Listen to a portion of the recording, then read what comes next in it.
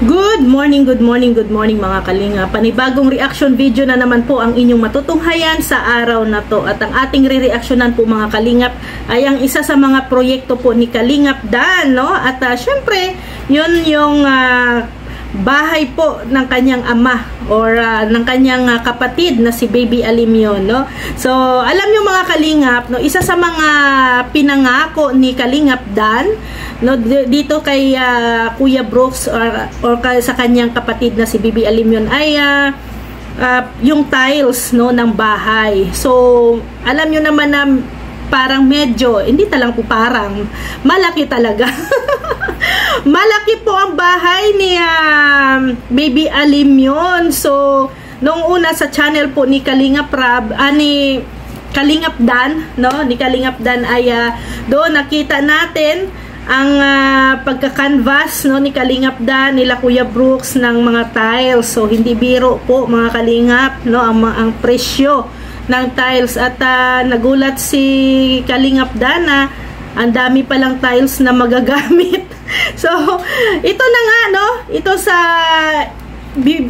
i-reaction ko ngayon ay tungkol ito sa pagbili po, no, ni Kuya Brooks ng tiles, no, para sa kanyang bahay. Syempre, sponsored by Kalingap Dan, no?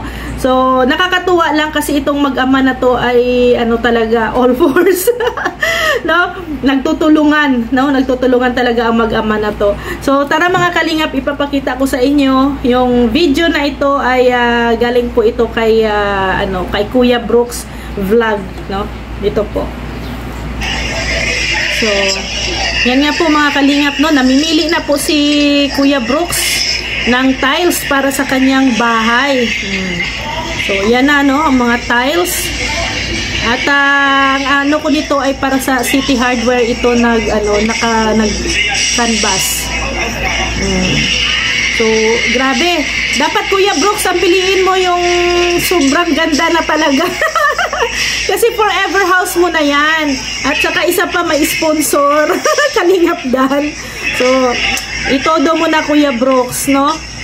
Oh, habang nandyan si Kalingap Dan. O, ayan, no? So, ang ganda, no? Ang kinuhang, ni Kuya Brooks para sa kanyang CR, yung pares na, no? Pares. May inodoro at saka yung hugasan. So, maganda yan, aba. Sosyalan ang CR ni Kuya Brooks, nakaka-excite. Ayan na nga po, no, bumili na po sila ng tiles. At nakakatuwa talaga to si Kuya Brooks kasama. So, yan, no. Yan na po yung mga ayan, yung mga napili ni Kuya Brooks, ayan na, piniprepare na. So, kumuha na siya ng 3 pinto, then mga tiles. Grabe, ang dami. Yung sa CR.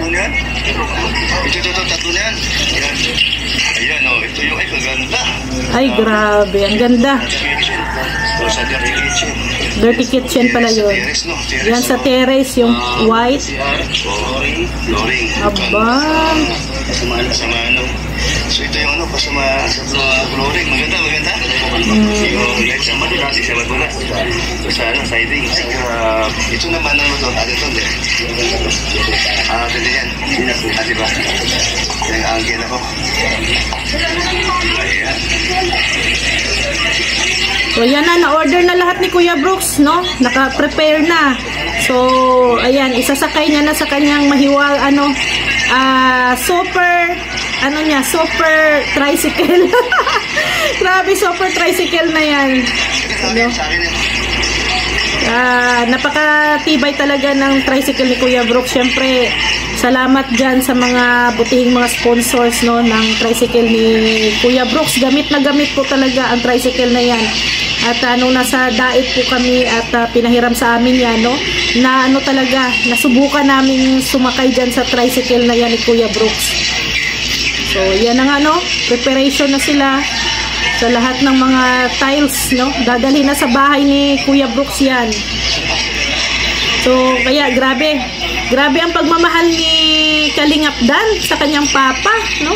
Alam nyo, sa tiles pa lang, sa kabuuan ng tiles na yan, lahat-lahat, no? Siguro, gagastos si Kalingap Dan ng mahigit 100,000, no?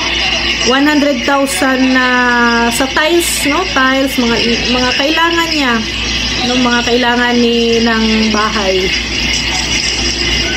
So, pero ano naman yan? Pero lifetime naman. No? Lifetime naman yan na gagamit. At least yung ano ba, katulad ni Kalingap Dan, no? Nagbigay siya ng tiles. So, every punta niya sa bahay ni Baby Alim yun, no? Masasabi niya, ito, ano ko to, sa sariling sikap. Itong tiles na to, sariling sikap. O, diba? At least nakaka-proud, no, bilang isang anak na tumulong sa kanyang magulang. No, yan po si Kalingap Dan. Yan, hands-on talaga si hands-on talaga si Kuya Brooks, no, sa kanyang bahay. Grabe. Ayan. Piraso na tiles na pang dirty kitchen. Hindi daw alam ni hindi daw alam ni Kalingap Dan na mayroon palang in-additional na in-additional sila Kuya Brooks, no, para sa dirty kitchen. So nakakatuwa dito, ito yung nakakatuwa eh. Ang kakalam niya, ang gagawin dun sa dirty kitchen ay kapasag-basag, mga retaso, mga basag-basag na watas. Hindi alam na meron akong nagustuhan para mas lalong maganda. Tama yan, Kuya Brooks, tama yan. tama yan ginawa mo, no? Ayan. Siguro kakamot ng ulo si Kalingap Dan. Kasi nga yung usapan nila ni Kalingap Dan at ni Kuya Brooks ay yung mga piraso-piraso, no, na tiles, siguro yung mga na-slice, yung mga yun lang ang ilagay. Kaso lang nagbago ang isip ni Kuya Brooks. Sulitin mo na, Kuya Brooks, bihira lang yan, paminsan-minsan lang yan. Tama yan desisyon mo.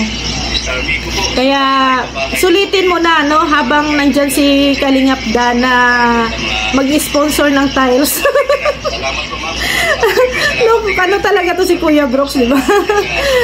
Tama tama talaga yung diskarte mo, Kuya Brooks, no? Kaya salamat talaga sa mga iba ding mga sumusuporta, no, tumutulong talaga dito sa bahay ni Kuya Brooks. Ito ay forever house na ito. Hindi na to masisira, no, hindi na to mapapalitan. Yan ay forever na talaga, no, kasi na yan siya ay bato, no, bato. Hindi yan katulad sa mga light materials na ilang taon ay need naman na ayusin. Yan ay forever house na yan. Kung kita po ninyo yung bahay ni Kuya Brooks na napakasulido, no, grabe ang mga semento, bakal na ginamit. Kaya talaga yan, forever na talaga. Kaya Kuya Brooks, yung mga materyales, lalo na yung tiles, sulitin mo na din, gawin mo na forever. Forever na yan, Kuya Brooks. Kaya so ayan na, no, dumating na sila Kuya Brooks sa kanilang bahay. Ayan na, pinasok na nila yung mga tiles, ng mga materyales na nabili po nila. Ayan, pang dirty kitchen talaga.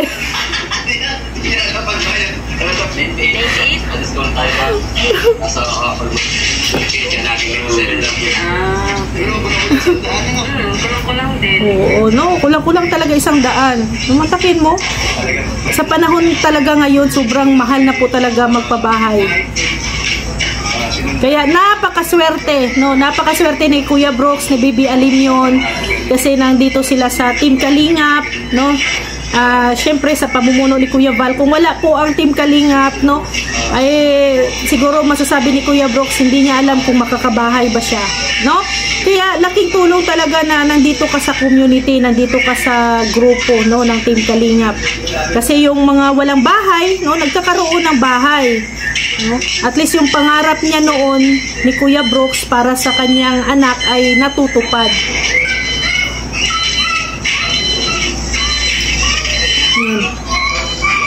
At alam nyo mga kalingap, alam nyo sa totoo lang, that time kasi nandun ako sa bahay nila Kuya Brooks, nagre-rent pa sila that time.